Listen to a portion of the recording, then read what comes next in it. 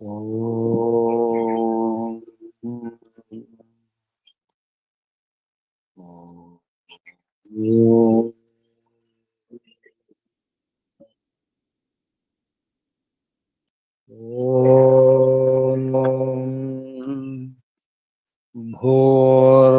భూర్భువస్వః తత్సవితుర్వరేణ్యం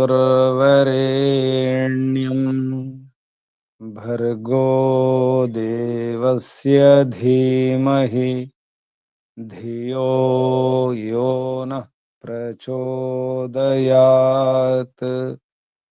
ఓం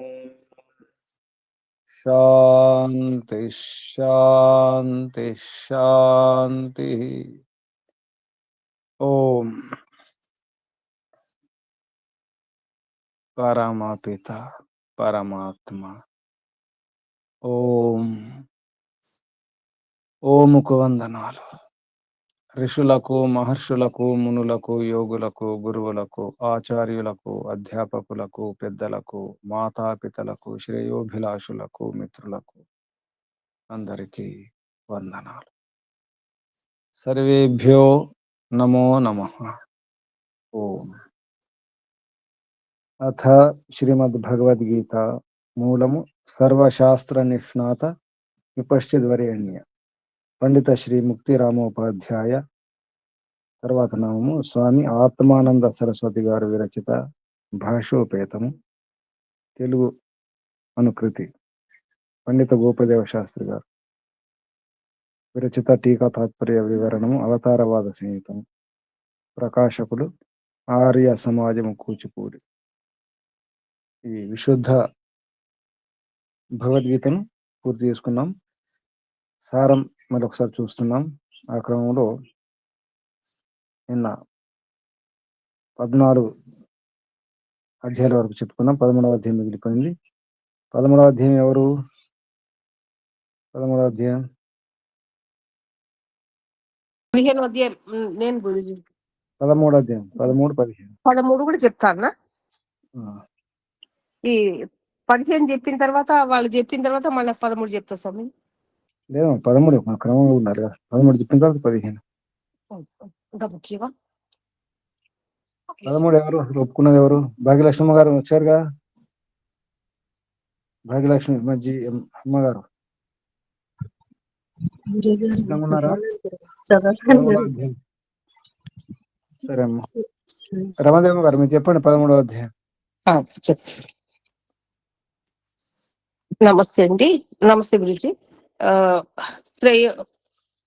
13వ అధ్యాయంన భక్తి యోగం గురించి చెప్పడం జరిగినది.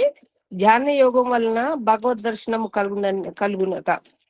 కానీ భక్తి రసము ధ్యానంతో మేళవింపవలసి ఉండును అని వర్ణించడం జరిగింది. భగవంతుడు వేదములకు కర్త, అతడు ఆది కవి, అనాది, సమస్త విశ్వములను శాసించువాడు. అతని స్వరూపం ఇంద్రియ గమ్యము కాదు. తమో గుణవర్ణము తొలగిన పిదపట ప్రకాశ స్వరూపుడు భగవంతుని తెలియదగును. గృహశాస్త్రం నుండి వేరై వానప్రస్థం నందు, సన్యాసమునందును, భుకుడి యందును ప్రాణమును నిరోధించి తపస్సు నేకాగ్రం చేయుచు ప్రకాశ స్వరూపుడు భగవంతుని ధ్యానింపవలెను.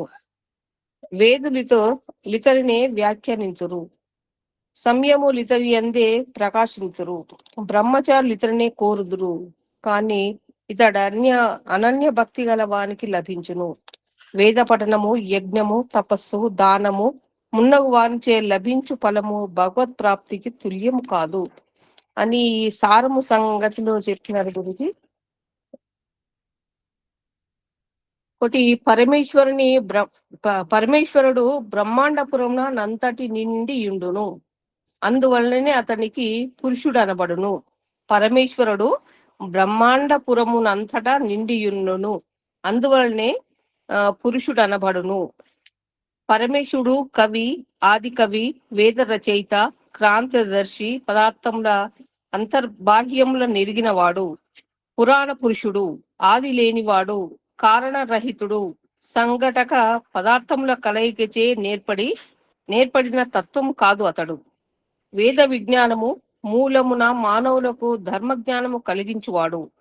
సూక్ష్మ తత్వములకు జీవి ప్రకృతుల కంటేను మిక్కిలి సూక్ష్ముడు, బ్రహ్మాండమున గల సమస్త పదార్థములకు ఆధారం అతడు.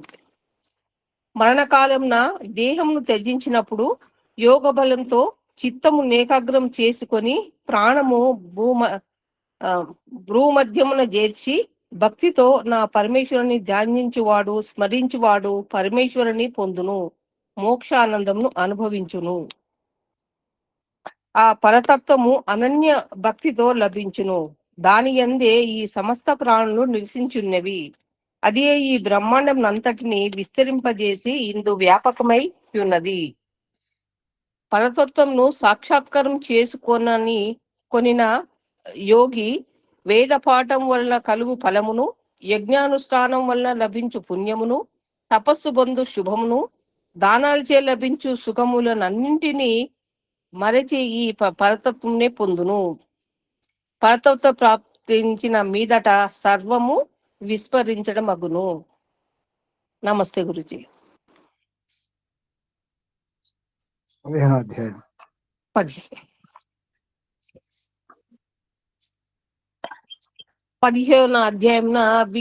15వ అధ్యాయంలో విజ్ఞాన యోగం గురించి చెప్పడం జరిగింది. ఇందులో గుణకార్య వివేకము, గుణాతీత లక్షణములు వివరించడం జరిగింది. శ్రీకృష్ణ భగవానుడు అర్జునునికి ఇచ్చిన బోధలో ఈ విధంగా చెప్పినారు. సదాచార నియమములకే జ్ఞానం అని పేరు. ఆ నియమములను పాలించిన తర్వాతే మనుష్యుడు కర్మయోగమునకు అధికారి కాగలడు. విజ్ఞానం అనగా గుణముల వైశిష్టము, వాని కార్యములను తెలుసుకొనుట.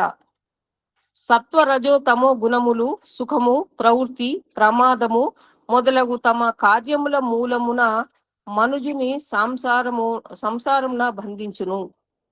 సత్వగుణమునకు రాగము, రజోగుణముకు ద్వేషము, తమో గుణముకు మోహము స్వరూపములు. జ్ఞానము వృద్ధి అయినదనిన సత్వగుణము వృద్ధి అయినది అని అర్థం. లోభము ద్వేషము వర్ధిల్లని అనిన రజోగుణము వృద్ధి అయినది అని అర్థం. ఆలస్య ప్రమాదములు వర్ధిల్లిన తమో గుణము వృద్ధి అయినదని తలచవలెను. జ్ఞానములో నెల్ల ఉత్తమమగు జ్ఞానము నీకు తెలుపుదునని శ్రీకృష్ణుడు అర్జును గారికి చెప్పి ఉన్నారు. జ్ఞానం వలనే మన మునులందరూ పరమస్థితిని పొంది మోక్షమును అనుభవించి ఉన్నారు. సత్యము రజస్సు తమస్సు అను నీ 3 ప్రకృతి గుణములు జీవిని దేహమందు బంధించును. సత్వగుణము నిర్మలమైనది. లోకమున ప్రకాశించు పదార్థములలోని ప్రకాశమంతయు ఈ సత్వగుణముకు సంబంధించినదియే. రజోగుణము రాగాత్మకము, వస్తువులందు రాగమును ఆశలను పెంచును. రజోగుణం అధికంగా ఉండువాడు ఎప్పుడు ఏదో కర్మ చేయుచునే ఉండును. తమో గుణము అజ్ఞానదాయకము, వస్తువుల యథార్థమును తెలియనీయక భ్రాంతి ఉత్పన్నం చేయును. అంతఃకరణ తమోగుణం అధికంగా ఉన్నవాడు ప్రమాదములకు గురియగును, తొందరగా అలసిపోవును, నిద్ర అధికంగా ఉండి సోమరి అయి ప్రవర్తించును. ఈ గుణ ప్రభావం ఇట్టిది.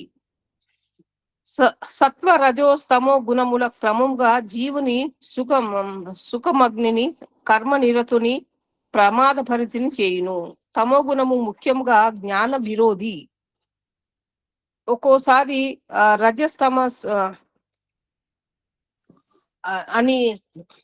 రజస్తమస్సుల అణిచి సత్వగుణం ఎక్కువగును. అప్పుడు నేత్రాది శరీర ద్వారములందు ప్రకాశం ఎక్కువ అగును. అంటే రజస్తమ గుణములు ఎక్కువ అయినప్పుడు సత్వగుణము సమగుణములు తక్కువ అయినప్పుడు సత్వగుణం ఎక్కువైనప్పుడు శరీరము ప్రకాశవంతమగును. నేత్రాది శరీర ద్వారములందు ప్రకాశం ఎక్కువగును. రజోగుణము సత్వగుణములను మించి ఉండిన లోభము, కర్మములందు ప్రవృత్తి, పలు కార్యములను ఆరంభించుట, చిత్త చాంచల్యము, కోరికలు ఎక్కువగును. తమో గుణము మిగిలిన 2 గుణములకు మించి ఉన్న ప్రకాశం అతని యందు ఉండదు. అంధకారం ఎక్కువగా పొరపాట్లు, మోహము, భ్రాంతి ఎక్కువగును. దేహధారి అయిన జీవుడు సత్వగుణం ఎక్కువైనప్పుడు మరణించినచో జ్ఞానులకు లభించు జన్మమును పొందును. ఆ జన్మము నిర్మలముగా ఉండును. రజోగుణం అధికమైనప్పుడు శరీరము విడుచువాడు కర్మలతుని మధ్య జన్మించును, కర్మరతుల మధ్య జన్మించును. తమో గుణము మిక్కిలిగా ఉన్నప్పుడు మరణించినచో మూఢ జన్మము పొందును, అజ్ఞాని యగును. సత్వగుణము వృద్ధి చేసుకున్న వారు ఉన్నతిని పొందుదురు. రజోగుణము వృద్ధి చేసుకున్న వారు మధ్యస్థితిలో ఉందురు. తమో గుణమును వృద్ధి చేసుకున్న వారు నీచ జన్మలను పొంది దుఃఖమును అనుభవింతురు. ఈ గుణముల ప్రేరణకు లోబడి వాడు ఉదాసీనుడై ఉండును, అతడే గుణాతీతుడు. గుణాతీతుడు స్వతితుడై ఆత్మను గుర్తించి సుఖ దుఃఖములందు ఇష్టానిష్టాలను ప్రాప్తించినప్పుడును, నిందాస్తుతులను సంభవించినప్పుడును నిర్వికారుడై ఉండును. అనుకూలతను పొంగుట కాని ప్రతికూలతకు కృంగుట కాని ఉండవు. మట్టి గడ్డలు బంగారము సమానములే, అన్నియు ప్రకృతి వికారములే, జడములే. అతని కవి ఆకర్షణం కాని అనాకర్షణం కాని కావు. ఇంకను అతనికి మానాపమానములు తుల్యమగును. మిత్రులు శత్రువులు అతనికి సమానములే, ఒకరు ప్రియము ఇంకొకరు అప్రియము కారు. గుణాతీతుడు ఫలాపేక్షతో ఏ కార్యము చేయడని ఈ అధ్యాయంలో అర్జునుడు కృష్ణకు ఉపదేశించను. ఓం నమస్తే గురుజీ. చదవకుండా అమ్మ, ముందే చదువుకొని మన భాష చెప్పాలి. అది నేను నోట్స్ రాసుకున్నా గురుజీ. నోట్స్ రాసుకుని ఆ వాక్యాలు ఉన్నది చదివినట్టు ఉండొద్దు. విషయం అదే, మన భాషలో చెప్పాలి. అంటే నాకు అర్థం, ఇది ఇట్లా అర్థమైంది కదా అని అట్లా రాసేసిన గురుజీ. తర్వాత 16వ అధ్యాయం. నమస్తే గురుజీ. ఓం నమస్తే గురుజీ. చెప్పండి. పరమపిత పరమాత్మకు గురుజీకి తోటి సాధకులకు నమస్కారములు. ఈ షోడశాధ్యాయము విజ్ఞాన యోగము, దైవ అసుర భావ వివేకం గురించి ఇందులో తెలియజేయబడింది. ఇంతకుముందు 15వ అధ్యాయంలో, ఇంతకుముందు అధ్యాయంలో గుణ వివేచన అంటే సత్వ రజ తమ గుణాల గురించి, వాటి లక్షణాల గురించి వివరంగా వాటి స్వరూపం తెలియజేయబడింది. అర్జునుడు ఇంకా కూడా గుణాతీతుడు అవలేదు అని కృష్ణుడు భావించి తనకి సత్వగుణం యొక్క మహిమను అలాగే దైవీ సంపత్తి వైపు ఎలా మరల్చాలి అని ఎంచి అతనికి ఈ దైవ అసుర సంపదల గురించి వివరిస్తూ ఉన్నారు. 15 గుణాలు దైవీ సంపదగా తెలియజేయబడింది. నిర్భయత, దమము, యజ్ఞము, అహింస, సత్యము, అక్రోధము, త్యాగము, శాంతి, భూతదయ, లోభత్యాగము, తేజస్సు, క్షమ, ధైర్యము, శుద్ధి, అభిమాన త్యాగము, ఇవన్నీ కూడా ముందు జ్ఞానయోగంలో వివరించబడింది. ఆ గుణాలే దైవీ సంపత్తి గల మనుజుని యొక్క సంపదగా తెలియజేయబడింది. దీనికి వ్యతిరేకమైనవి కపటము, అభిమానము, క్రోధము, కఠోరత, అజ్ఞానము, ఇలాంటి దుర్గుణములు అసురీ సంపదకు చిహ్నంగా తెలియజేయబడింది. ఈ 2 సంపదల గురించి కృష్ణుడు అర్జునుతో వర్ణించి, అర్జున నువ్వు చింతించకు, నువ్వు కర్మయోగంలో నడవగలవు, నీకు అదేం కఠినం కాదు, నీకు సులభమే. ఎందుకంటే నీలో దైవీ సంపద ఉంది కనుక నువ్వు నీకు కర్మయోగ మార్గంలో నడవడం అనేది సులభమే, కఠినం కాదు అని తెలియజేశారు, బోధించారు. తర్వాత అసురీ అంటే ఈ విపరీత మార్గం ఏదైతే ఉందో, వ్యతిరేకము, అసురీ సంపద ఎలా ఉంటుంది దాని గురించి విస్తారంగా తెలియజేశారు. అసురీ సంపద గల వారు మంచి చెడు తెలియ వాళ్ళకి, సత్యము, శౌచము, ఆచారము వారు పాటించరు. వారు అలాగే ఈశ్వరుని అంగీకరించరు. జగత్ అనేది సత్యంగా ఒప్పుకోరు. ఈ జగత్తంతా కూడా కామవాసనలతో నిర్మితమైందని, అన్ని కూడా ఆ భావనతోనే, ఆ కామవాసనతోనే చేస్తూ ఉంటారు. ఇలాంటి నికృష్ట భావనతో, నీచ భావనతో వారు ఉండి ప్రపంచానికి హాని చేస్తూ ఉంటారు. వారి వలన ప్రపంచానికి ఎలాంటి లాభము కలగదు, వారికి లాభం కలగదు, ప్రపంచానికి కలిగించరు. అలాగే వారి కామనలు ఎప్పుడు కూడా పూర్ణం కావు. ఎప్పుడు కూడా వారు భౌతిక ప్రపంచం పట్ల ఆసక్తులు ఉండడం వలన చింతకు గురై ఉంటారు. తమ వాసనల పూర్తి చేసుకోవడం కొరకు, అంటే తమ కోరికలను నెరవేర్చుకోవడం కోసము అన్యాయంతో ధనాన్ని సంపాదిస్తారు. అలాగే వారికి అహంకారము, మదము, గర్వము ఇలాంటి ఎక్కువగా ఉంటాయి. మేమే అధికులమని చెప్పుకుంటారు, మాకే అన్ని తెలుసు అని చెప్తూ ఉంటారు వాళ్ళు. ఇక వారు ఏదైనా కార్యం చేస్తే కూడా దాంట్లో ఆశించి చేస్తారు. ఒక యజ్ఞం ఉనర్స్తే కపటంతో చేస్తారు. వాళ్ళు విధి విధానాన్ని, నియమాలను అనుసరించరు. ఈ విధమైన తమోగుణం ఎక్కువగా ఉంటుంది వీరిలో. ఇలా ఉన్న వీరు కామక్రోధ లోభాలే. ఎందుకు ఇలా జరుగుతుంది వీరికి అంటే, వీరిలో ఉన్న కామక్రోధ లోభాలు వీరికి ఈ దుష్ట కర్మలందు వాటి వలనే వారు దుష్ట కర్మలు ఆచరిస్తూ ఉంటారు. వీళ్ళు ఎప్పుడు కూడా వీటిని త్యజించాలని కూడా అనుకోరు. వీరు కర్మయోగము, శాస్త్ర విధిని విడిచి ఎప్పుడైతే ఫలాన్ని అపేక్షించకుండా వాళ్ళు ఒకవేళ మార్పు చెంది చేస్తే దైవీ సంపదలోకి వచ్చి సిద్ధిని పొందుతారు అని ఇక్కడ సారము సంగతిలో తెలియజేయబడింది. కొన్ని శ్లోకాల్లో అయితే ఎలాంటి అభయం సత్వ సంశుద్ధి జ్ఞాన యోగ వ్యవస్థిత దానం దమశ్చ యజ్ఞశ్చ స్వాధ్యాయస్థ పార్జువం అని 3 శ్లోకాల ద్వారా దైవీ సంపద గురించి ఈ అధ్యాయంలో తెలియజేయబడింది. మనోవాక్కాయములతో కూడా ఇతర ప్రాణులకు, ఏ ప్రాణికి కూడా కష్టం కలిగించకుండాలి. అలాగే సత్యం మాత్రమే చెప్పాలి. కోపము ఉండకూడదు. త్యాగము అంటే ఎక్కువగా దాన గుణాలు కలిగి ఉండాలి. అలాగే పైశునం అంటే చాడీలు చెప్పకుండా ఉండడం, శాంతిగా ఉండడము, అలాగే ఇతర ప్రాణుల ఎడ దయ కలిగి ఉండాలి, లోభం లేకుండా ఉండాలి. ఇలాంటి సహనశీలత, బాహ్య అభ్యంతర శుచి అన్నీ కూడా, ఏ ప్రాణి పట్ల కూడా వైరం లేకుండా ఉండడము, అభిమానం లేకుండా ఉండడము, ఇవన్నీ కూడా దైవీ సంపద కలవారికి ఇవన్నీ లక్షణాలు ఉంటాయిగా ఇందులో తెలియజేయబడింది. అలాగే అసుర సంపత్తి వలన వాళ్ళకి కపటము, గర్వము, అహంకారము, క్రోధము, కఠిన వాక్యాలు పలకడము, అజ్ఞానము ఇవన్నీ ఉంటాయి. వీటి నుంచి అర్జున, నువ్వు దైవీ సంపద అనేది మోక్షదాయకము, అది పరమాత్మని పొందడానికి మార్గము. అసుర సంపద వలన ఈ బంధనాల్లో చిక్కుకుంటావు కనుక నువ్వు రాజ్యాన్నే వదులుకోగలిగిన వాడివి. ఈ సంపదని వదులుకోవడం నీకు చాలా తేలిక. నువ్వు తప్పకుండా దైవీ సంపదనే పొందుతావు, నీలో అసుర సంపద లేదు అని తెలియజేశారు. అలాగే ఇక్కడ ఈ లోకమున ప్రాణులు దైవ అసుర భేదంతో 2 విధాలుగా ఉంది అని, అసుర సంపద జనులు మంచి చెడులను అంటే ప్రవృత్తి నివృత్తులను తెలుసుకోరు. వాళ్ళకి కర్తవ్యము అకర్తవ్యం, ఏది చెయ్యాలి ఏది చేయకూడదు అనే వివేకం కూడా ఉండదు. అలాగే అంతర్శుద్ధి బాహ్య శుద్ధి వారి ఎందుకు కనిపించదు. వారు నియమంగా నిష్టగా ఉండలేరు, సదాచారులు కారు, సత్యవ్రతులు అంతకంటే కూడా కారు, పరమాత్ముని నమ్మరు.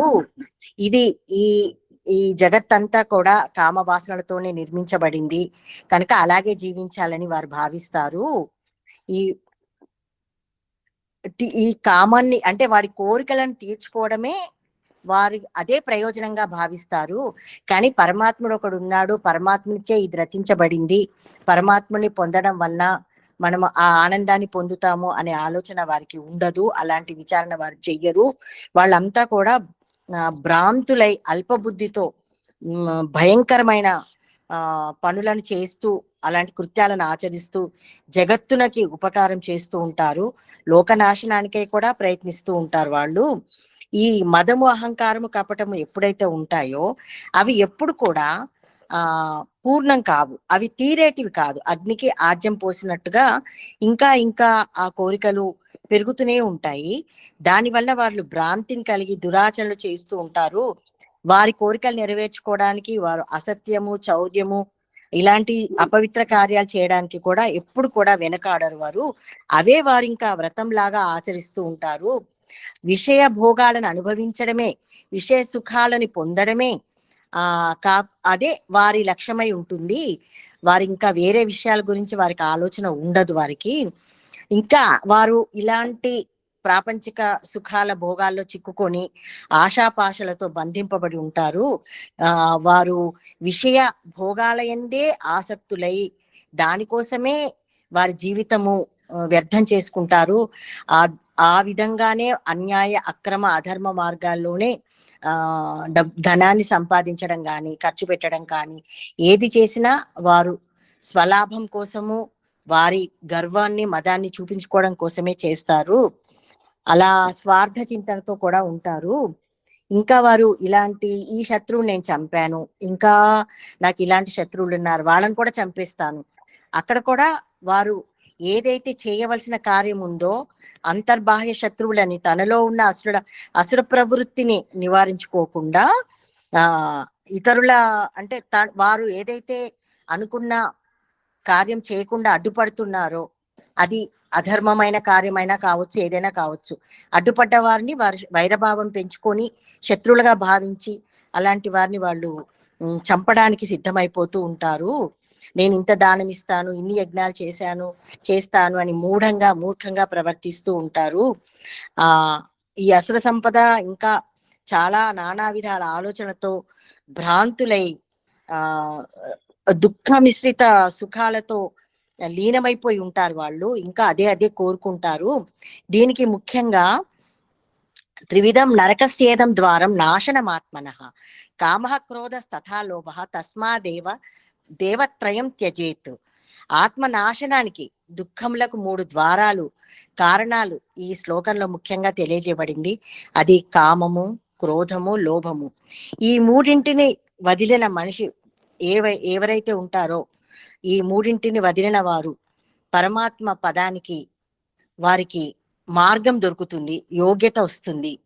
కనుక శాస్త్ర విధిని విడిచి ఇష్టం వచ్చినట్టు ప్రవర్తించేవాడు సిద్ధిని పొందడు, మోక్ష సుఖం అతనికి లభించదు.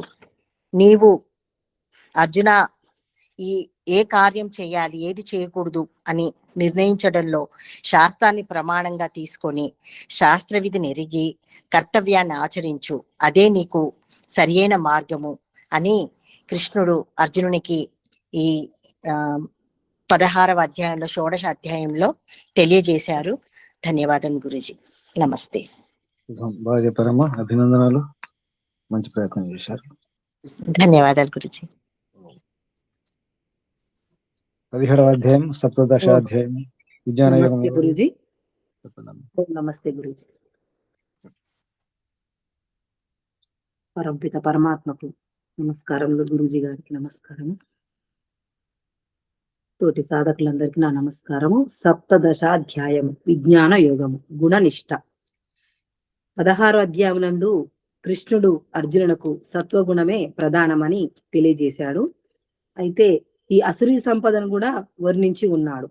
అర్జునుడు క్షత్రియుడు కనుక అతని యందు ఏముండాలి? రజోగుణం ఉండాలి. ఆ రజోగుణము తనలో ఉండవలసి ఉంది. కానీ కృష్ణుడు అర్జునుడి యొక్క స్థితిని తెలుసుకున్నాడు. రాజ్యాన్ని తృణముగానే తీసేశాడు, అంటే రాజ్యం నాకొద్దు అని చెప్పాడు. అందువల్ల అతనిలో ఏముంది? సత్వగుణమే ఎక్కువగా ఉందని తెలుసుకున్నాడు. మరి రాజ్యలక్ష్మినే వద్దు అనుకున్న అర్జునుడికి మరి కర్మ ఫలాన్ని త్యజించట అంత కఠినము కాదు అని కృష్ణ భగవానుడు అర్జునుని యొక్క గుణాన్ని గ్రహించాడు. అందువలనే కృష్ణుడు అర్జునునికి దైవీ సంపదకు సత్యనిష్టకు అధికారి అని తెలియజేశాడు. తను అంత గొప్పవాడుగా ఉన్నాడు అర్జునుడు అని తెలియజేశాడు. ఈ అధ్యాయమున అర్జునుడు కృష్ణుని అడుగుతుండు, మహారాజా, శాస్త్ర విధిని విడిచి శ్రద్ధతో యజ్ఞము చేయువారికి సాత్విక, రాజసిక, తామసిక నిష్టలో ఏది కలుగుతుంది అని అడుగుతాడు అన్నమాట. దానికి సమాధానముగా కృష్ణుడు ఈ విధంగా తెలియజేస్తాడు. సత్యనిష్ట ఏర్పడుటకు ఒక మార్గం ఉంది. ఆ మార్గంలో నడుచుకోవటానికి కూడా సత్వనిష్ట ఏర్పడుటకు గల ఒక మార్గం ఉంది. ఆ మార్గంలో నీవు నడుచుకోవటానికి కూడా నిష్ఠకు కూడా సంబంధించిన వ్యవహారాలన్నిటినీ ఉన్నవి నేను తెలియజేస్తానని చెప్తాడు. అప్పుడు అర్జునుడు అడుగుతాడు, శ్రద్ధ అనున్నది మనుజునికి అంతఃకరణముల అర్జున అని కృష్ణుడు చెప్తున్నాడు. అర్జున, శ్రద్ధ అనేది ప్రతి మనిషికి కూడా అంతఃకరమును అవలంబించే ఉంటుంది. అంటే ప్రతి మనిషి దేని మీద అయినా సరే ఒక దాని మీద శ్రద్ధతోనే ఉంటాడు. శ్రద్ధ లేకుంటే ఏమీ చేయలేడు, మంచి గాని చెడు గాని అవలంబించి ఉండు కనుక పూజ, ఆహారము, యజ్ఞము, తపస్సు, దానము ఆచరించుట ఇవన్నీ కూడా వానిని చూసి సులభంగా సాత్విక శ్రద్ధ గుర్తింపవచ్చు. అంటే వీటిల్లో ఎవరెవరు ఏం చేస్తే వారు ఏ యొక్క సత్వగుణం ఉందా, రజోగుణం ఉందా, తామసిక గుణం ఉందా అని తెలుసుకోవచ్చు అని చెప్తున్నాడు. అయితే సాత్వికులు ఎలా ఉంటారంటే యజ్ఞంతో దేవతలను పూజిస్తారు యజ్ఞంతో. మరి రజోగుణం వారు ఎలా ఉంటారు? వారు యక్షులను పూజిస్తూ ఉంటారు వారు.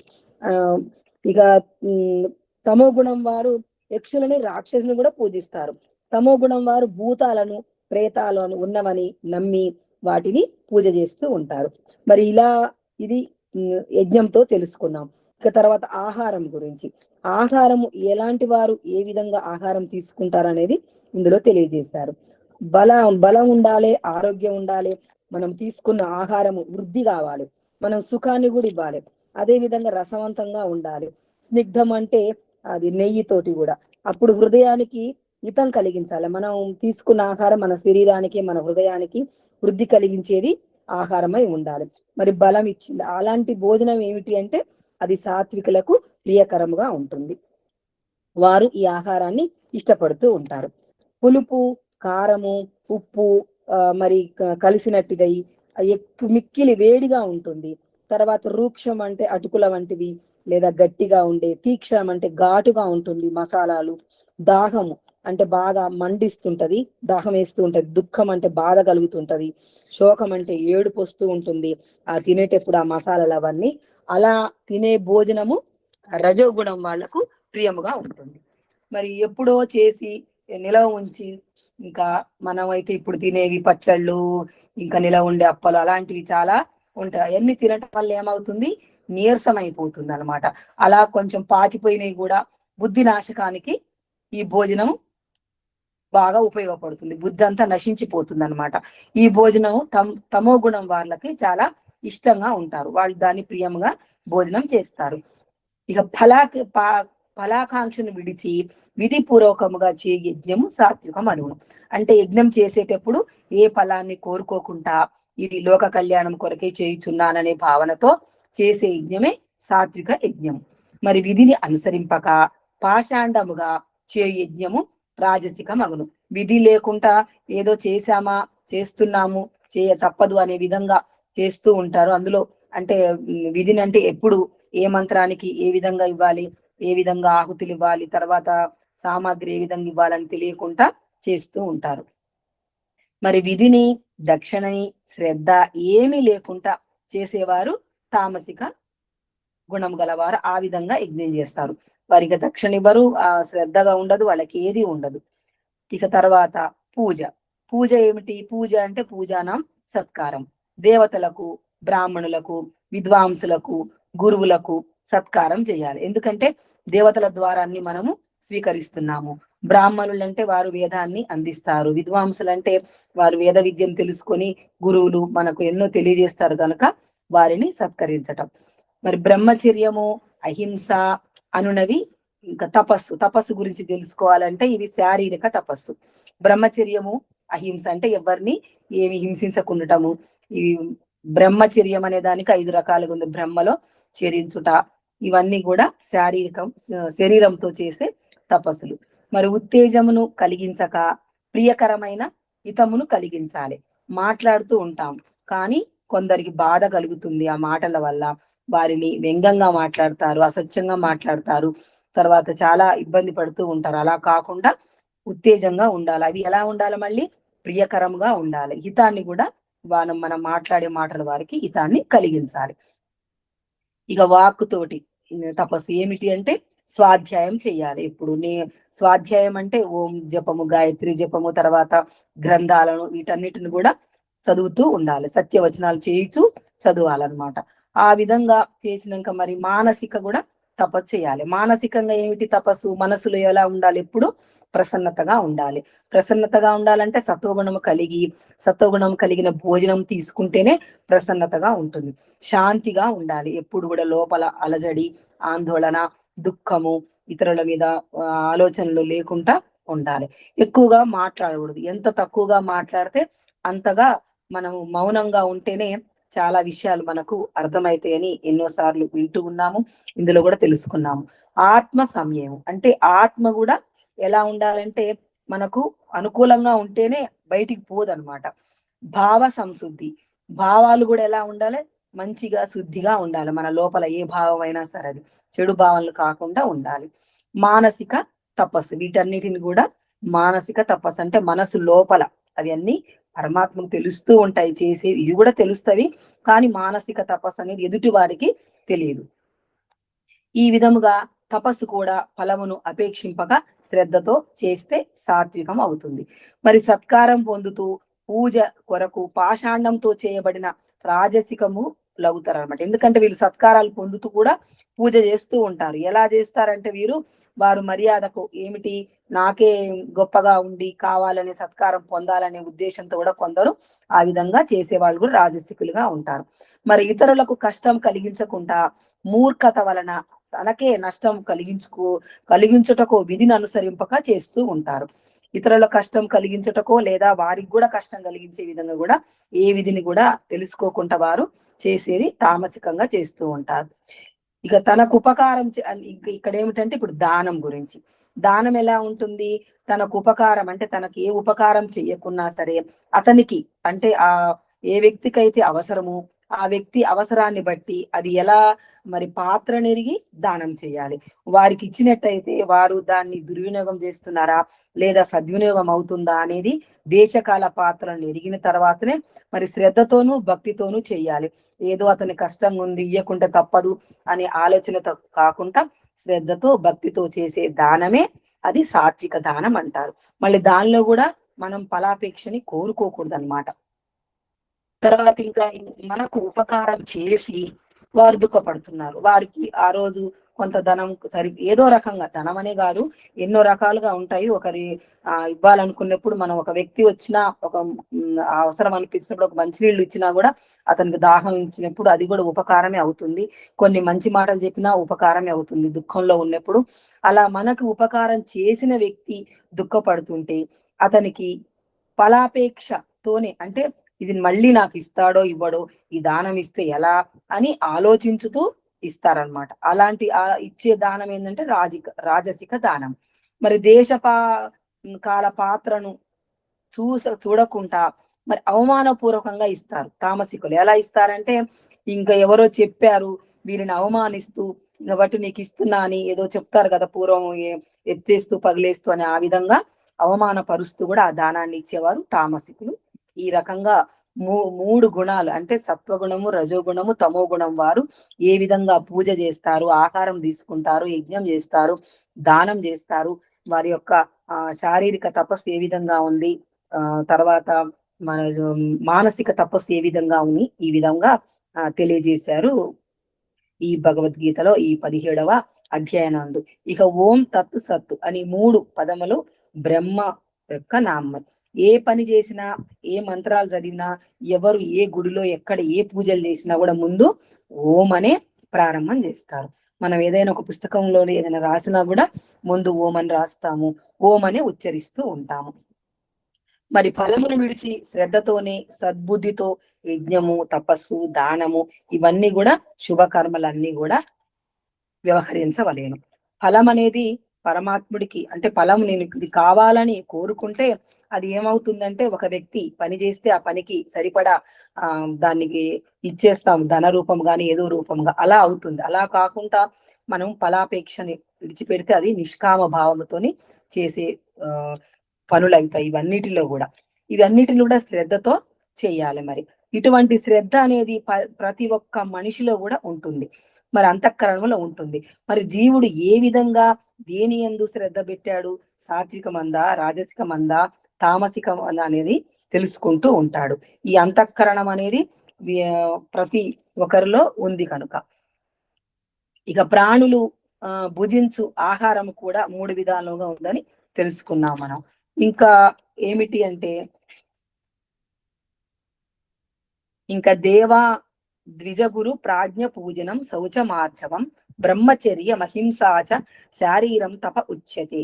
అంటే విద్వాంసులకు, బ్రాహ్మణులకు, గురువులకు, బుద్ధిమంతులకు చేయు పూజనము శుచిగాను సరళములుగాను ఉండవలను. ఎలా అంటే వారికి ఇచ్చేది ఏదైనా సరే, ఏది పెట్టినా ఏది ఇచ్చినా వారికి చేసేటప్పుడు మనం చాలా శుద్ధిగాను సరళముగాను శ్రద్ధతో వారికి ఇవ్వాలన్నమాట. ఇవన్నీ కూడా అహింసను పాటించట వలన ఇవన్నీ కూడా జరుగుతూ ఉంటాయి. సత్యముగా ఉండవలను. మరి ఇంకా వేదాధ్యయనము, తర్వాత సద్గ్రంథాలను పఠించాలి, అధ్యాపనం కూడా చెయ్యాలి. ఇవన్నీ కూడా వాక్కుతో చేసే తపస్సులుగా తెలుసుకున్నాము.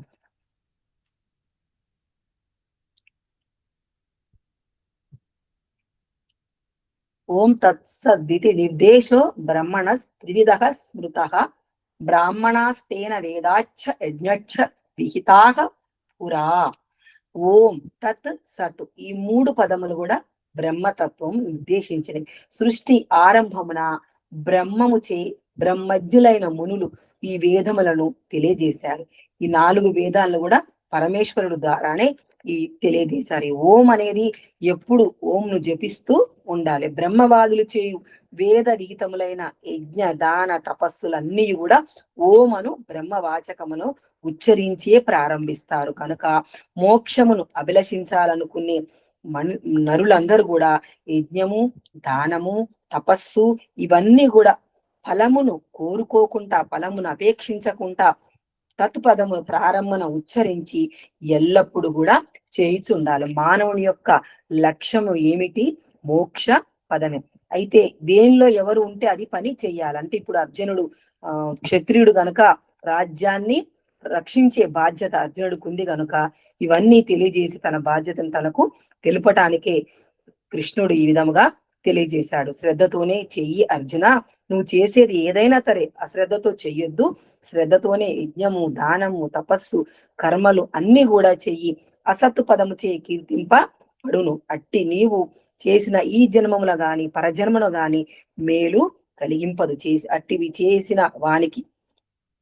అందుకోసమని నువ్వు ఎప్పుడు కూడా శ్రద్ధతోనే చెయ్యి. శ్రద్ధ లేకుంటే ఎప్పుడు కూడా అది మేలు కలుగదు. కనుక శ్రద్ధతో చేసి ఈ విధముగా తెలుసుకున్నట్టయితే ఇన్ని రకాలుగా భోజనము వీటన్నిటి గురించి తెలియజేసింది. అవన్నీ కూడా అందులో మనం తెలుసుకొని దాని ద్వారా ఆచరించినట్టయితే ఆ మోక్ష పదానికి, పరమాత్ముడి దగ్గరికి ఆయనను తెలుసుకొని ఆయనకు సమర్పించితే అన్ని ఆయనే చూసుకుంటాడనే దీనిలో నేను కొంత అర్థం చేసుకున్నది మీ ముందుంచాను గురూజీ. ఓం నమస్తే గురూజీ. ధన్యవాదాలు. శుభం. బాగా చెప్పారమ్మా, మంచి ప్రయత్నం చేశారు. ధన్యవాదాలు. 18వ అధ్యాయం, అష్టాదశ అధ్యాయము విజ్ఞాన యోగము. ఎవరు సిద్ధంగా ఉన్నారు? ప్రభు గారు అనుకుంటా గురూజీ అలా చెప్పారు. ప్రభు గారు మీరేనా? ఓం ఉన్నారా ప్రభు గారు? నేను కాదు గురుజీ. నమస్తే గురుజీ. నిన్న ఎవరు చెప్పారు నాకు గుర్తులేదు. 18 మీరే అనుకున్నానండి. నా తర్వాత మీరే చెప్పారే చెప్తానని. సరే, అవునా? ప్రయత్నం చేస్తే ప్రయత్నం చేయండి, లేకపోతే రేపు చెప్పుకోండి. రేపటి వరకు వాయిదా వేసుకోండి. పెద్ద అధ్యాయం, చాలా శ్లోకాలు ఉన్నాయి. రేపటికి వాయిదా వేసుకోండి. ఎవరు రేపటికి మరి 18 నేను రేపు చెప్పాలా గురుజీ? చెప్పండి. సరే గురుజీ. ఎందుకంటే 18వ అధ్యాయం మొత్తం సారం, భగవద్గీత సారం అంతా ఇందులో ఉంటుంది.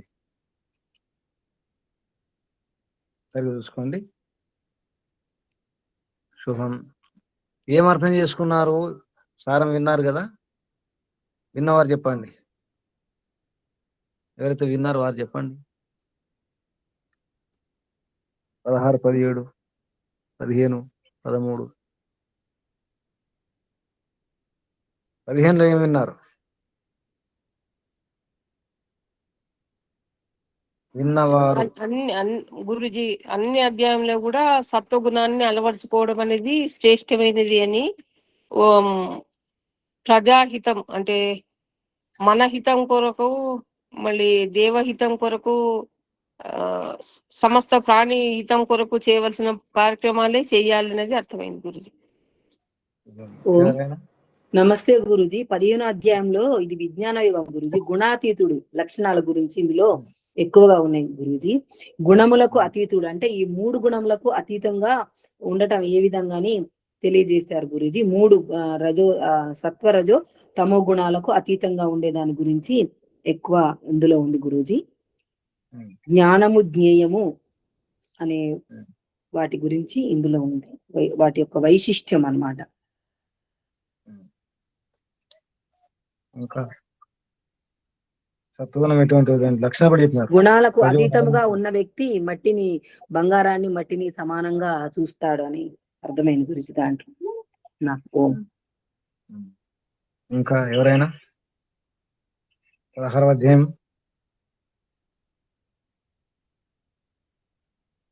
16వ అధ్యాయంలో ఏముంది? 17 ఏముంది? విన్నారు కదా? దైవీ సంపద అసురీ సంపద గురించి తెలియజేశాడు గురూజీ. మీరు కాదమ్మా చెప్పిన వాళ్ళు చెప్పాలండి. మీరు ఎలా చెప్పారు కదా. విన్నవారు ఏం విన్నారు చెప్పండి. గురూజీ 16వ అధ్యాయంలో విజ్ఞాన యుగం అన్నమాట. దైవీ సంపద అసురీ సంపదల గురించి తెలియజేశారు. అంటే దైవీ సంపద గలవారు ఏ విధంగా ఉంటారు అంటే దానికి చాలా 15 రకాలుగా ఉన్నాయి గురూజీ. దైవీ సంపద గలవారికి నిర్భయంగా ఉండాలి అంటే ధమముగా, తర్వాత యజ్ఞం చేయటం, అహింస లేకుండా ఉండటం, సత్యము, అక్రోధం అని 15 రకాలుగా, శాంతి, భూతదయ, ఇవన్నీ కూడా దైవీ సంపద కొరకు 15 రకాలు. కానీ అసురీ సంపదకి ఒక 5 మాత్రమే చెప్పారు గురుజీ. కపటము అంటే అహంకారం ఉండాలి, అహంకారం ఉంటుంది, అభిమానం అని, క్రోధం ఉంటుంది, కోపము, కఠోరత ఉంటుంది, తర్వాత అజ్ఞానం ఉంటుందని తెలియజేశారు గురుజీ. ఈ సంపదకు ఆ సంపద గల వ్యత్యాసము, ఆ సంపదలో గలవారు ఏ విధంగా ఉంటారు, ఈ సంపదలో గలవారు అంటే దైవీ సంపదలో గలవారు ఏ విధంగా ఉంటారు, అసురీ సంపదలో గలవారు ఏ విధంగా ఉంటారనే విషయాన్ని మాత్రం దీంట్లో చాలా స్పష్టంగా తెలియజేశారు గురుజీ. ఓం నమస్తే. అహింస లేకపోవడం, హింస లేకపోవడం అమ్మా.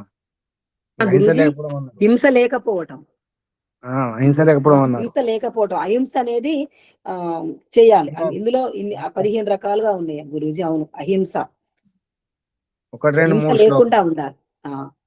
1, 2, 3 శ్లోకాలు అభయం సత్వ సంశుద్ధి నుంచి అహింస సత్యం అక్రోధ త్యాగ శాంతి అపైషణం దయా భూతేషు అలలుపత్తం మార్దవం హ్రీ అచాపలం తేజ క్షమ ధృతి శౌచం అద్రోహ ఇవన్నీ దైవి సంపదం దైవీ అభిజాత. దంభో దర్భో అభిమాన క్రోధ పారుష్యం అజ్ఞానం ఇవి ఏంటి? సంపదం ఆసురీ సంపద. ఆసురీ అంటే సంపదలు. మరి అసలు సంపద ఇది సంపదలు. సంపద ఏమనుకుంటాం మనం? సంపత్తి, విపత్తి, ఆపత్తి. సంపద కూడా పెట్టుకోవటం పత్తి బాగా గుర్తుంచుకోండి.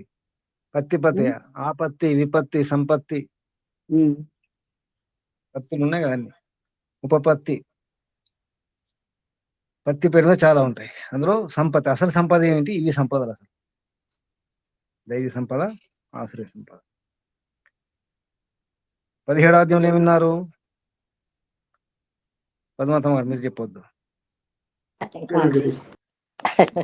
యజ్ఞం గురించి, దానం గురించి చెప్పడం ఎవరొకరు చెప్పండి. చెప్పండి రమాదేవి గారు. యజ్ఞం గురించి, మన దానం గురించి, అంతేకాకుండా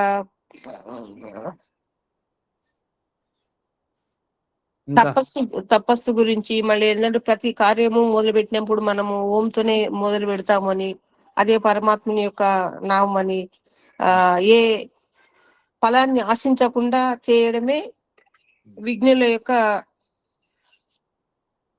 విధానం అని తెలిసింది గురించి.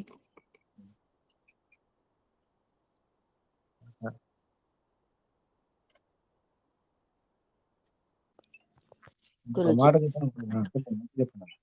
సత్వగుణము, రజోగుణము, తమో గుణము వీటికి సంబంధించిన వ్యవహారాలు ఎలా ఉంటాయో తెలియజేశారు గురూజీ దీంట్లో, ఈ అధ్యాయంలో.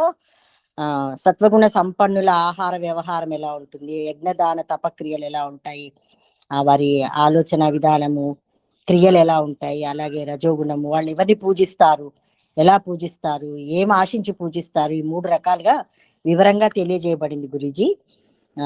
అలాగే ఈ ఆ ప్రతిఫలం కోరకుండా చేయాలి అని, అలాగే ఏది దానం చేసినా, యజ్ఞం చేసినా, భోజనం చేసినా, ఏది చేసినా మళ్ళీ ఈ 3ంటికి అతీతంగా ఆ గుణాతీతుడు కావాలని కూడా అంతకుముందు తెలియజేయబడింది.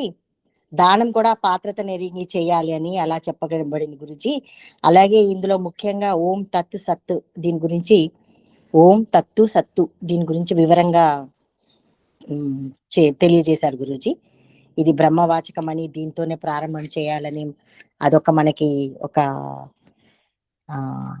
ఏమంటారు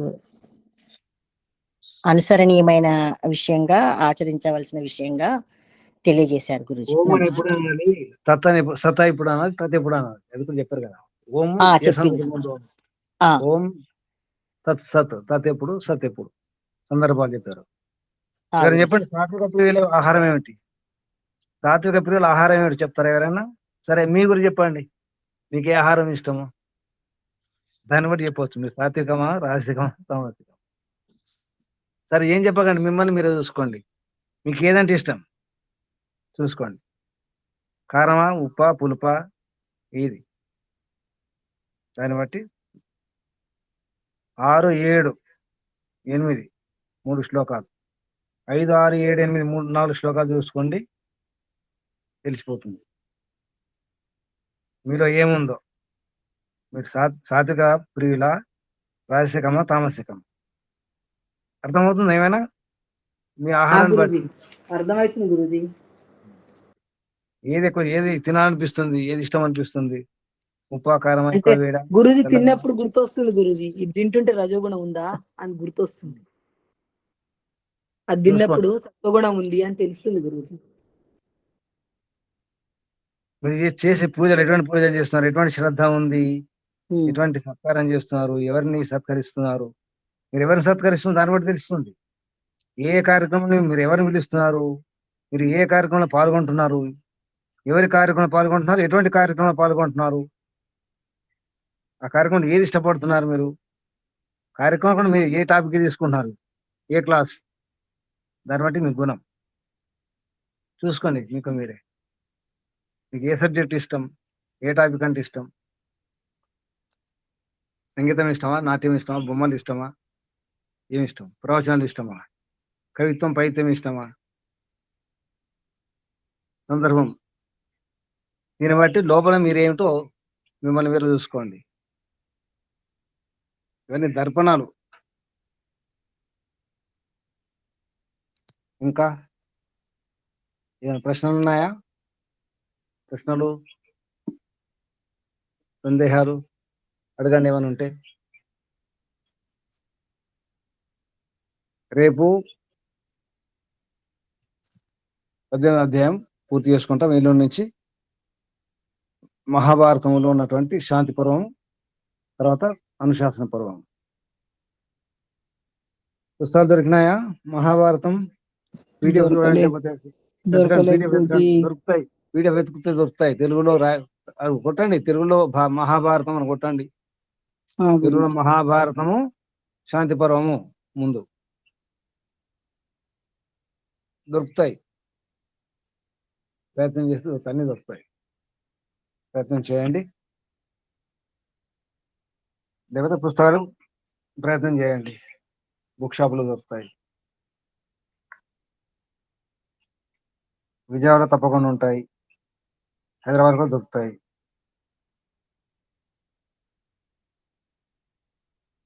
ఇంకా ఏమైనా ప్రశ్నలు ఉన్నాయా? పాత హోంవర్కులు అడగవలసినవి, నేను అడిగినవి, మీరు చెప్పకుండా ఉన్నవి, మర్చిపోయినవి, ఇంతవరకు సమాధానం దొరకనివి ఓం నమస్తే గురుజీ. చెప్పండి. గురుజీ, అర్జునుడికి మోహము అనేది అప్పుడే ఎందుకు కలిగిందనేది నాకు మొదటి నుంచి అదే ఆలోచన వస్తుంది గురుజీ. వివరంగా చెప్తాను. మోహం కలగడానికి కారణము ఆ తామసిక ఆహారం కదా గురుజీ. అంటే ముఖ్యమైనది. అర్జునుడు తామసకారం తీసుకున్నట్టుంది కాదు. అంటే ఆయన అప్పుడే ఎందుకు కలిగింది, తమో గుణం ఎక్కువైంది దానికి. అప్పుడైనా పాత వస్తువులు పాత పదార్థాలు తినిపోయినట్ట. అట్లా కాదు గురుజీ, నాకు మొదటి నుంచి అదే సందేహం వస్తుంది. ఆ క్షణంలో అప్పుడు ఎందుకు వచ్చింది అని. ఎందుకు ఎప్పుడైనా రావచ్చు, ఏ గుణం ఎప్పుడైనా అది బయటకు రావచ్చు. అంటే గుణము ఆహారాన్ని బట్టే వస్తుంది. ఆహారం ఒకటే కారణం కాదు, ఆహారం ఒకటే కారణం కాదు. గమనించండి, అక్కడ సందర్భం ఏముంది? యుద్ధము. అంతకుముందు కసి, పగ సాధించాలి, ఎందుకంటే చాలా కష్టపెట్టారు కౌరవులు. యుద్ధం చేయాలి అని ఉంది, ఉత్సాహం ఉంది. అక్కడ చూసేసరికి అటువైపు నా వారి, ఇటువైపు నా వారి, అది కలిగింది. ఇప్పుడు యుద్ధం చేసినప్పుడు ఒకవైపు చనిపోవడం ఉండదు కదా, ఇటువైపు కూడా చనిపోతారు. ఇటు చూశారు, అటు చూసి ఇటు చూసేసరికి అక్కడ నా వారి, ఇక్కడ నా వారి, నా వంశం కదా, కురువంశమే. అది అన్నమాట. అంటే అది మొదటి నుంచి తెలుసు కదా గురూజీ ఆయనకి. ఇది ఎట్లా ఉండదు, అట్లా ఉండదు. ఒకసారి అక్కడ గమనించినప్పుడు సందర్భం బట్టి మన ఆలోచనలు వస్తాయండి. ఒక వ్యక్తి కనిపించాడు మొత్తానికి అన్ని గుర్తుకొస్తాయి, పాత ఆయన కూడా. దానికి సంబంధం, దానికి సారూప్యము, అటువంటి విషయాలు ఉంటే కూడా గుర్తుకొస్తాయి. ఇప్పుడు బెల్లం పాకం చూడగానే తేనె గుర్తుకొస్తుంది. తేనె అప్పుడు ఎందుకు గుర్తుకొచ్చినది? బెల్లం పాకం ఉంది అక్కడ, తేనెలాగా ఉంది బెల్లం పాకం. అలా సందర్భం దాన్ని బట్టి మా ఆలోచన కూడా మారుతుంటాయి. మనం ఎన్నోసార్లు మార్చుకుంటాం, మన విషయాన్ని మర్చిపోతాం. ఒక వ్యక్తి రాగానే పాత ఫ్రెండ్ అనుకోండి, పాత అయినా గుర్తుకొస్తాయి. ఆ ఫ్రెండ్ ఇంకో ఫ్రెండ్ కూడా గుర్తుకొస్తాడు. మనం మాట్లాడేటప్పుడు ఏం మాట్లాడుతాం చూడండి, ఏ టాపిక్ స్టార్ట్ చేస్తాం, ఎక్కడికి వెళ్ళిపోతాం, చివరికి ఎక్కడికి వెళ్ళిపోతాం. స్టార్ట్ చేసింది ఒకటి, మధ్యలో ఒకటి, చివరికి మాట్లాడేటప్పుడు ఎక్కడికి వెళ్ళిపోతాం. లోకాభిరామాయణం కదా. అంటే ఆహారం ఒకటే కారణం కాదు, సందర్భము, అక్కడ మనో స్థితి. కేవలం ఆహారం అంటే ఆహారం ముఖ్యము, శరీరము. అది అంటే ఆహారం యొక్క సారమే, సూక్ష్మతత్వమే మనస్సు. యథాన్నం తథా మన, జైసే ఖాయే అన్న వైసే ఓయే మన్. జైసే అన్న వైసే మన్. అంటే మనస్సు అంటే ఆహారం యొక్క సూక్ష్మతత్వం మనసుగా మారుతుంది. అంటే కేవలం ఆహారం మాత్రమే కాదు, ఇంకా సంస్కారాలు ఉంటాయి, జ్ఞాన విజ్ఞానం ఉంటుంది, విద్య ఉంటుంది, అనుభవాలు ఉంటాయి, ఎన్నో ఉంటాయి. పూర్వజన్మ కూడా ఉంటుంది కదా, పూర్వజన్మ ఉన్నటువంటి సాధన కూడా ఉంటుంది. కొందరికి వెంటనే గుర్తుకొస్తాయి, కొందరికి ఆలస్యం గుర్తుకొస్తాయి, కొందరికి వేరే గుర్తుకొస్తాయి. అదే సందర్భం నాకు వేరే గుర్తుకొస్తుంది, మీకు వేరే గుర్తుకొస్తుంది. మీ అనుభవాలు వేరు, నా అనుభవాలు వేరు, నా జ్ఞానం వేరు, మీ జ్ఞానం వేరు. అలా అర్జునుడికి అది గుర్తుకొచ్చింది. ఏం గుర్తుకొచ్చింది? నా వారి అని గుర్తుకొచ్చింది, మోహం. కానీ మోహం ఒకటి ఉందా, సత్వగుణం కూడా వచ్చింది. యుద్ధం అంటే చివరికి యుద్ధం చేస్తే లాభం లేదు, నష్టమైన కూడా, అది కూడా వివేకం వచ్చింది. అది సత్వగుణం నిజానికి. కానీ అప్పుడు ఉండాల్సింది ఏంటి? రజగుణం ఉండాలి కదా. సందర్భం, మనం పని చేసేటప్పుడు రజగుణం అవసరం, యోగాభ్యాసం చేసేటప్పుడు కళ్ళు మూసుకుని ధ్యానం చేసేటప్పుడు సత్వగుణం అవసరం. ధ్యానం చేసేటప్పుడు రజగుణము, పని చేసేటప్పుడు సత్వగుణం ఉంటే పని చేయలేం కదా. సత్వగుణం ఉన్నప్పుడు పని చేయలేము. ఇక ఎదురుగా దొంగ వచ్చాడు, ఎత్తుకుపోతున్నాడు, కొడుతున్నాడు, చంపుతున్నాడు, అప్పుడు ఒక సత్వగుణం ఉంటే అప్పుడు కూడా శాంతి అంటే కుదరదు. వాడిని ఎదిరించాలి, భయపెట్టాలి, దొంగను ఎదుర్కోవాల్సి వస్తుంది. రజగుణం కావాలి అప్పుడు.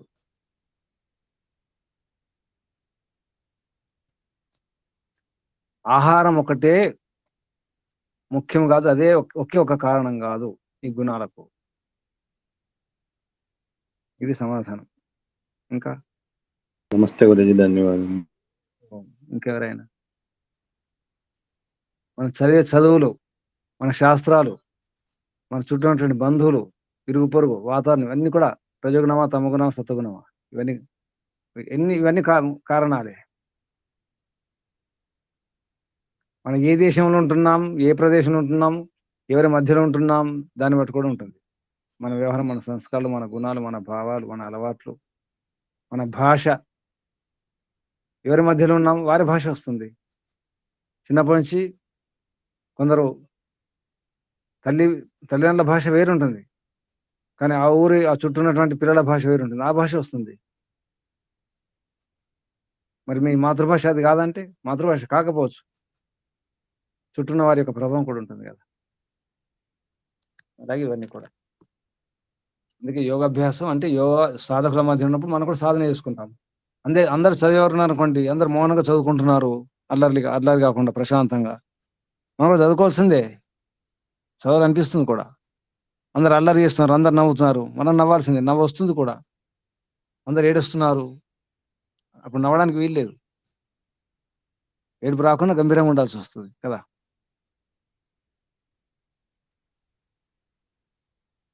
ఇంకా ఎవరైనా ఇంత విన్నారు కదా, ప్రశ్నలు సందేహాలు జిజ్ఞాస ఉన్నప్పుడు వస్తాయి, తెలుసుకోవాలనుకున్నప్పుడు అన్నీ వస్తాయి, అవసరం అనిపిస్తే వస్తాయి కదా. ఏం అవసరం అనిపిస్తుంది ఇప్పుడు? ఏమైనా అవసరం అనిపిస్తుందా?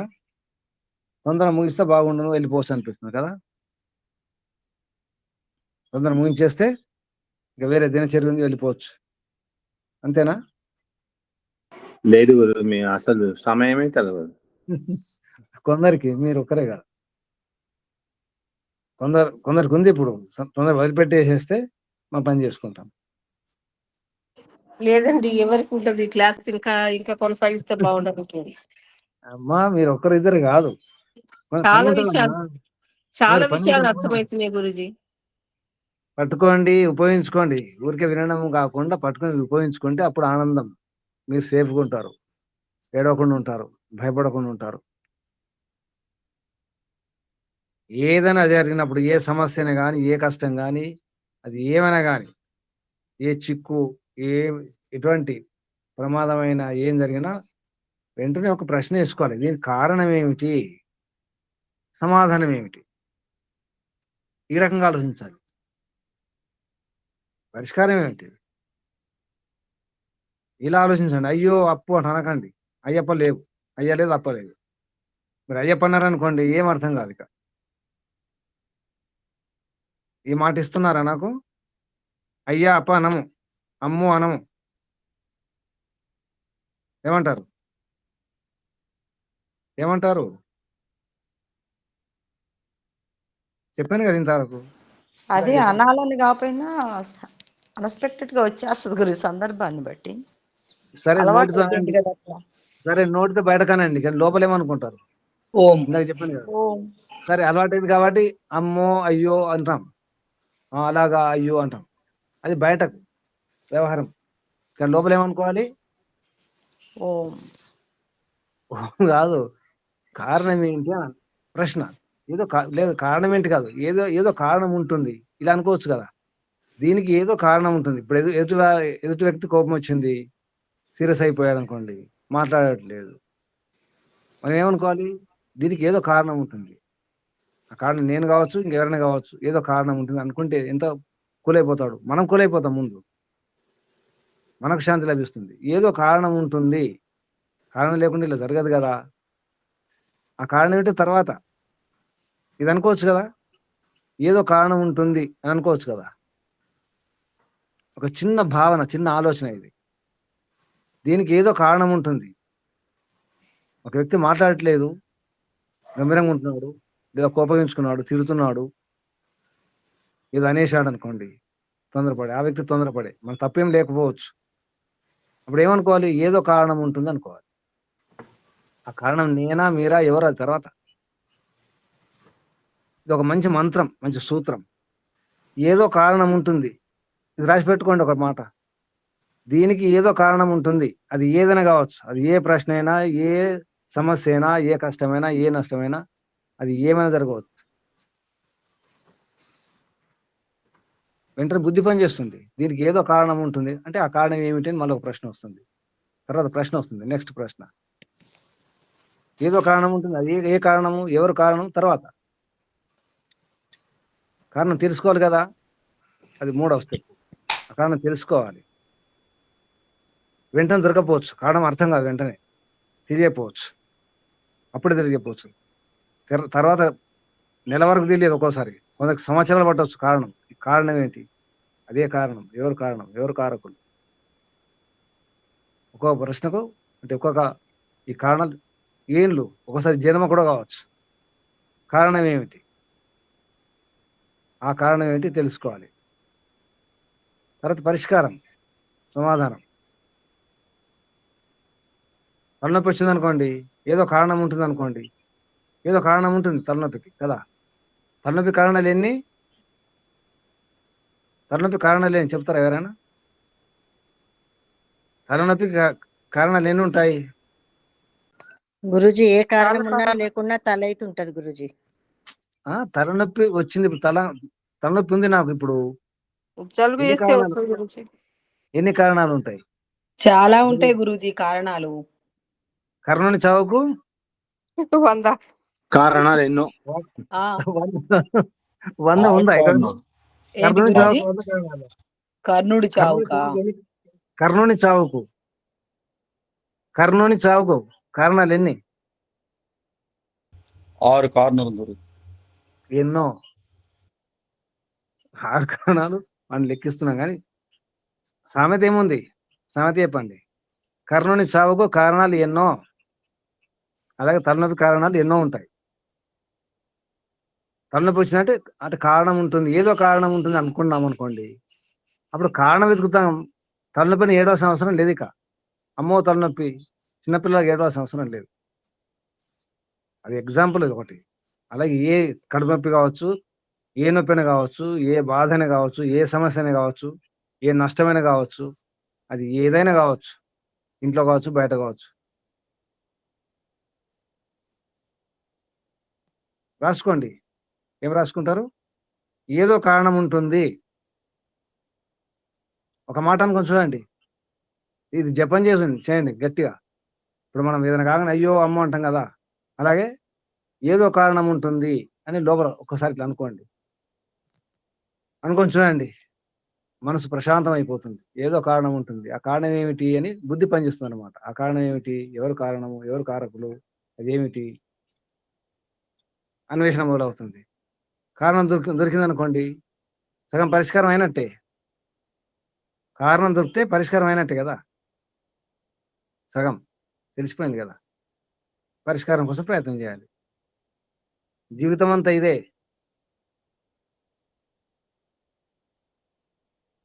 ఇదొక్క సూత్రం పాటించండి. ఒకసారి కారణం మనమే కావచ్చు, మన సోమర్థనం కావచ్చు, మన ఆరోగ్యం కావచ్చు, మన వ్యవహారం కావచ్చు, మన అశ్రద్ధ కావచ్చు, అజాగ్రత్త కావచ్చు, ఎన్నో కారణాలు ఉంటాయి. మన వ్యవహారం కారణం ఉండొచ్చు. ఎదుటి వారు అలిగారంటే మనమే కారణం కావచ్చు. వారు లేకపోతే వారికి ఇష్టం లేకపోవచ్చు, వారికి ఇబ్బంది ఉండొచ్చు, ఇంకేదైనా కావచ్చు. బయట కారణం కావచ్చు, అది ఇంట్లో చూపిస్తారు కొందరు. కారణం బయట ఉంటుంది, ఇంట్లో చూపిస్తారు, అది కూడా కావచ్చు. మనం చేసిన వ్యవహారం, ఎప్పుడో చిన్నప్పుడు మనం చేసిన వ్యవహారం కూడా ఉండొచ్చు. కొందరు అలా కూడా ఉంటారు, ఎప్పుడో చేసిన వ్యవహారం అన్న మాటను గుర్తుంచుకుంటారు, ఇప్పుడు పగ తీర్చుకుంటారు. అటువంటి కూడా ఉంటాయి. అందుకే మన వ్యవహారం జాగ్రత్తగా ఉండాల్సి వస్తుంది. కొందరు బాగా గుర్తుంచుకుంటారు, 10 ఏళ్ళు, 20 ఏళ్ళు, 50 ఏళ్ళు కూడా గుర్తుంచుకుంటారు, అప్పుడు పగ తీర్చుకుంటారు. ఇటువంటి ఎన్నో ఉంటాయి, మనం మర్చిపోతాం. ఆ విషయం గుర్తుండదు మనకు. ఏం గమనిస్తున్నారు? ఇంతే కాదు, భగవంతుడు అన్ని గుర్తుంచుకుంటాడు, మనుషులే కాదు. అన్ని గుర్తుంచుకొని భగవంతుడు పగ తీర్చుకోవడం ఉండదు, ఫలితం ఇస్తాడు. అది కూడా కారణం కదా. ఏ జన్మ కారణము, ఏ జన్మలో ఏ పొరపాటు అనుభవించాల్సి వస్తుంది, తప్పదు. సూత్రం పాటిస్తారా? ఈ సూత్రం ఏం చెప్పాను? సూత్రం పేరు చెప్పండి. కారణాన్ని వెతుకోవాలి. నేనేం చెప్పాను? ఆ వాక్యం చెప్పండి. ఏదో కారణం ఉంటుంది, ఇంతే. దీనికి ఏదో కారణం ఉండి ఏదొచ్చినా ఉంటుంది, దీనికి ఒక కారణం ఉంటుంది అనుకోవాలి, అంతే. ఇంతే. ఇలా జరిగిందంటే ఏదో కారణం ఉండి ఉంటుంది.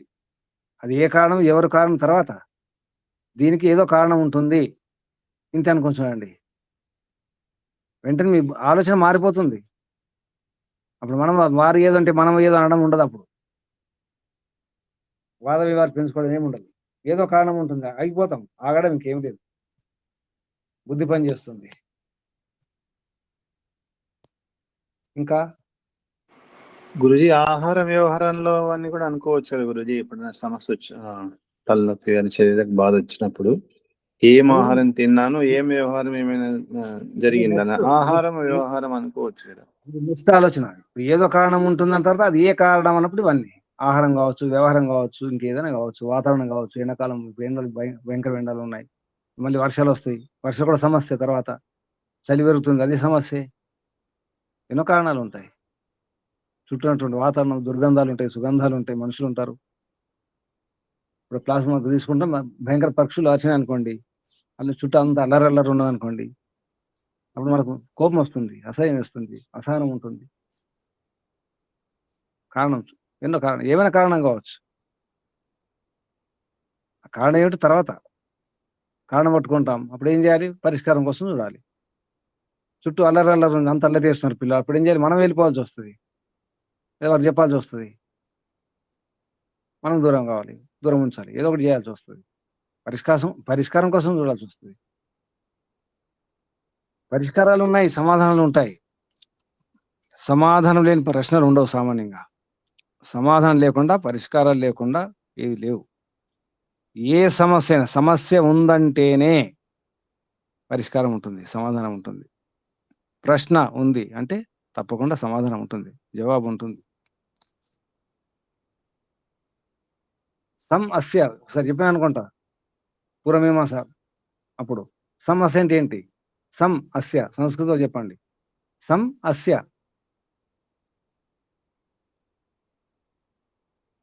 అంటే మంచిగా, అస్య అంటే దీని యొక్క లేదా ఇతని యొక్క కదా, అంటే దీని యొక్క మంచిది అంటే సమస్య మంచిదన్నమాట. సమస్య అంటే మనం విడదీసి అర్థం చెప్పుకుంటే మనం గుర్తుంచుకోవడానికి ఇది అర్థం అని కాదు. సమస్య అంటే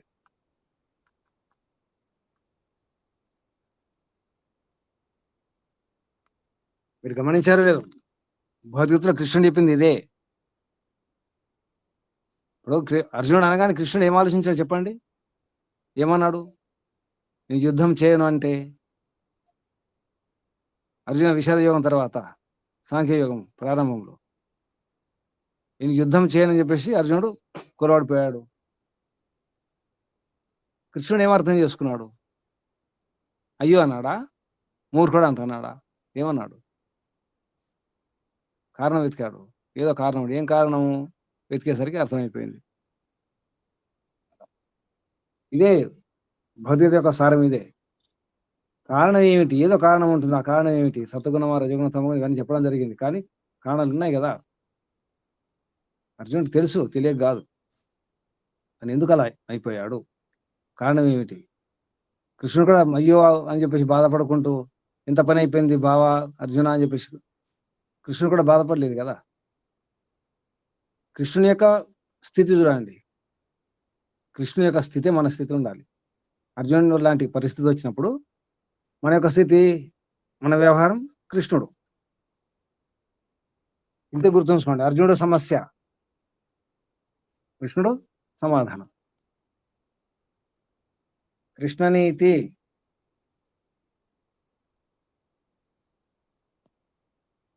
ఇలా వాడుకోండి.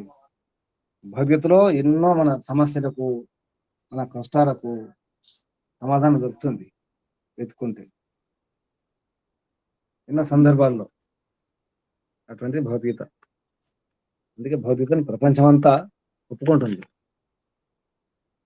ఇతర దేశాల వారు కూడా. ఇంకేమైనా ప్రశ్నలు ఉన్నాయా? చేద్దామా? ఇంకెవరైనా?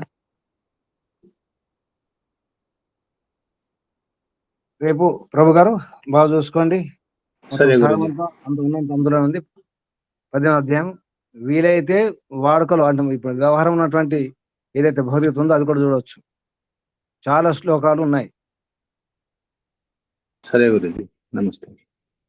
లిస్ట్ చూస్తే ప్రక్షిప్తాలు తక్కువ ఉన్నాయి. మొదటి అధ్యాయం చివరి అధ్యాయంలో ప్రక్షిప్తాలు సామాన్యంగా లేవు. అంటే అర్థం ఏంటి? సారమంతా ఉందన్నమాట. మీరు గమనించారు లేదు? చూశారా? 18వ అధ్యాయంలో మోక్ష సన్యాస యోగం 78 శ్లోకాలు ఉంటే ప్రక్షిప్తాలు 19 ఉన్నాయి. 59 శ్లోకాలు నేను తీసుకోవడం జరిగింది. ఒక 19 మాత్రమే ప్రక్షిప్తాలు. మొదటి అధ్యాయం మొత్తం కూడా ప్రక్షిప్తాలు ఏమి లేవు. 47కు 47 తీసుకున్నారు. చివరి అధ్యాయం కూడా సుమారుగా అన్ని ఉన్నట్టే శ్లోకాలన్నీ కూడా. కాబట్టి మొదటి అధ్యాయం చివరి అధ్యాయం ముఖ్యం. మధ్య కొన్ని అధ్యాయం లేనే లేవు. విభూతి యోగం లేదు, విశ్వరూప సందర్శన యోగం లేదు, భక్తి యోగం లేదు, పురుషోత్తమ ప్రాప్తి యోగం లేదు, జ్ఞాన విజ్ఞాన యోగం అంటే 7వ అధ్యాయం లేదు. 7 లేదు, 10 లేదు, 11 లేదు, 12 లేదు, 15 లేదు. ఈ 5 అధ్యాయాలు లేవు ప్రక్షిప్తాలు. ఇది కాబట్టి చివరి అధ్యాయం చాలా ముఖ్యం. బాగా చూసుకొని చెప్పండి. రేపు పూర్తి అవుతుంది. ఎల్లుండి నుండి శాంతిపురం ప్రచారం చేయండి. ఎవరికన్నా మీకు తెలిసిన వారు చెప్పండి. ఇది ఇంతవరకు ఎవరు ఈ శాంతి పర్వము అనుశాసన పర్వం ఇంతవరకు ఎవరు చెప్పలేదు, ముట్టుకోలేదు. కానీ మహర్షి దయానంద సరస్వతి గారు ఇది చూడని చెప్పినారు. మహాభారతం అంటే శాంతి పర్వం, అనుశాసన పర్వం తప్పకుండా చదవాలి. మిగతా వేరే పర్వాల గురించి చెప్పలేదు. అయితే విషయం ఏంటంటే మీ దగ్గర విష్ణు సహస్రనామాలు ఉన్నాయా? పుస్తకం విష్ణు సహస్రనామాలు పుస్తకం దొరుకుతుంది కదా? విష్ణు సహస్రనామాలు అదే అనుశాసన పర్వంలో చివరిలో ఉంటుంది. అనుశాసన పర్వం ఈ భౌతికత కూడా కొంత వస్తుంది. విష్ణు సహస్రనామాలు మొత్తం కూడా ఉంటాయి అన్ని అనుశాసన పర్వంలో.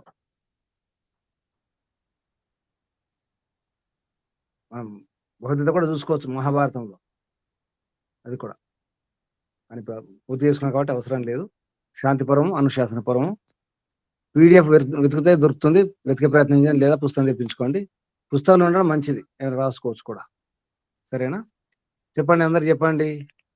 మొదటిసారి శాంతి పర్వం, అనుశాసన పర్వం తరగతులు ఉంటున్నాయి.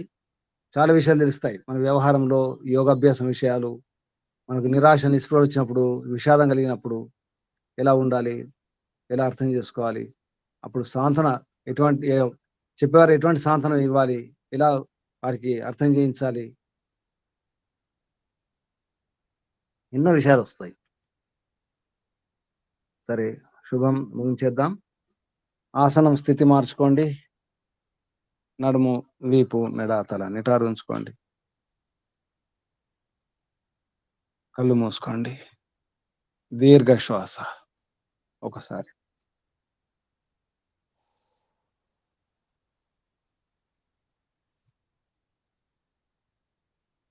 ఓంకారం 3 సార్లు.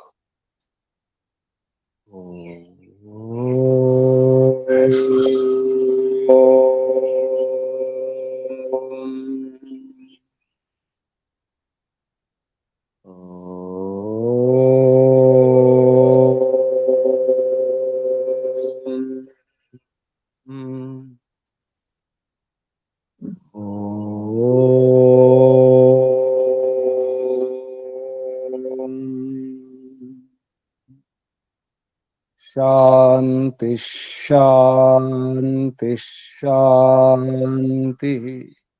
ఓం పరమపిత పరమాత్మ ఓం. ఓంకు వందనాలు, ప్రణామాలు, కృతజ్ఞతలు. ఋషులకు, మహర్షులకు, మునులకు, యోగులకు, గురువులకు, ఆచార్యులకు, అధ్యాపకులకు, పెద్దలకు, మాతాపితలకు, శ్రేయోభిలాషులకు, మిత్రులకు అందరికీ వందనాలు, ప్రణామాలు. స్వామి ఆత్మానంద సరస్వతి గారికి, పండిత గోపదేవ్ శాస్త్రి గారికి వందనాలు, కృతజ్ఞతలు సమర్పిస్తూ, బంధులారా ప్రయత్నం చేయండి. సమస్యలకు భయపడకండి, కష్టాలకు భయపడకండి. విషాదం నిషేధం. భౌతికత అధ్యయనమైన తర్వాత ఇక విషాదాలు ఉండకూడదు. అర్జున విషాద యోగం అది నిషేధం కొరకు. చివరి అధ్యాయం నిషేధం, మోక్షం అన్నారు. కాబట్టి ముందు విషాదం, చివరికి నిషేధం, మోక్షమే, ఆనందమే. దానికోసం ప్రయత్నం చేయండి. అందరికీ అభివందనాలు. పరిమిత పరమాత్మ శుభాశిస్సులు. ఓం శం శుభం. సర్వేభ్యో నమో నమః. ముగించేద్దాం. ఓం శం. ఓం నమస్తే.